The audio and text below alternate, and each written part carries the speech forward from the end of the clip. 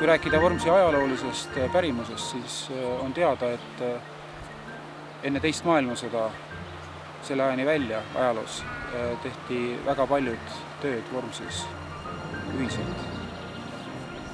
Kuna Vormsi kultuuris oli üldse tähtsal kohal külakogukond, siis kõik sellised tähtsamad ja suuremad tööd nii küla peal kui ka siis talude juures püüti alati koos teha, et siis oli lõbusam ja tööd ennast kiiremini.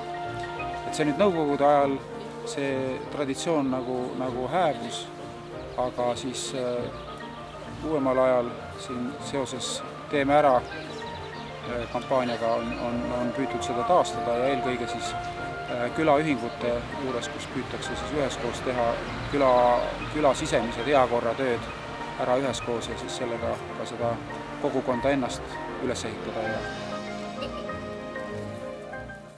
Täna siis on jälle Vormsis järjekordne talgutepäev, nii nagu mujal Eestis.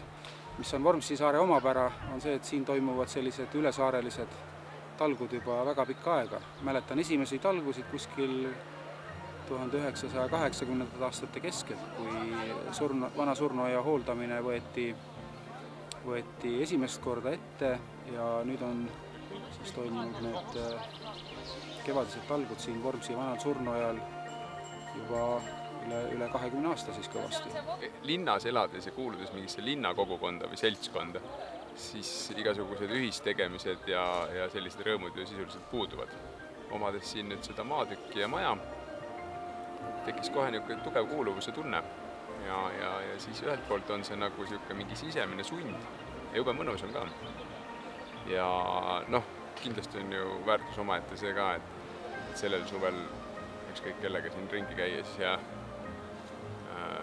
koristatud kalmistul kõndides saab öelda, et meie siin tegime kevadel puhtaks. Rahvast on igal aastal tulnud siia vabatahtlikult kokku ja vald ja kogudus ühistöös on siis need kevadised tööd siin suhteliselt suurel surnuajal ära teinud.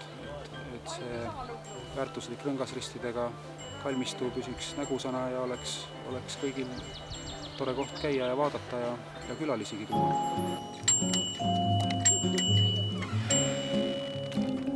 Aga palun, võta lusika ka. Mina tahan ka. Sina tahad ka? Jah.